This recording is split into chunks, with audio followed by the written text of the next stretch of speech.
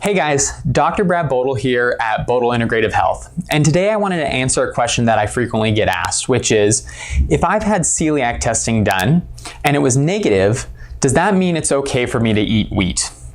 Well, the answer to that question is, it depends. And the reason for that is, we always have to ask ourselves whenever we're doing any type of testing is, what are we looking for, or what is the goal? Now, in the case of celiac testing, there's going to be a blood test looking for particular antibodies for proteins in our gut wall. If that is positive, then it's typically followed up with a biopsy to confirm that there is damage going on in our gut. Now, this leads us to a couple problems.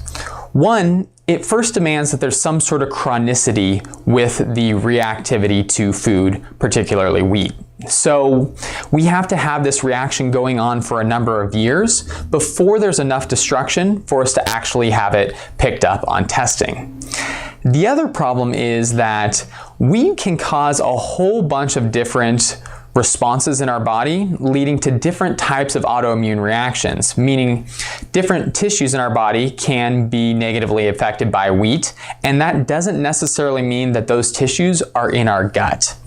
So celiac disease is a negative response due to some of that immune reactivity to wheat.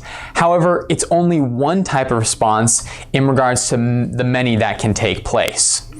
So when it comes to celiac testing, we have to understand that one, it needs to be chronic in nature for it to show up, and two, sometimes we can have reactions to wheat that don't necessarily manifest in our gut. So as I said, it's always important that we understand what the test is looking for. And if that test is negative, then we need to understand what are the limitations to that test.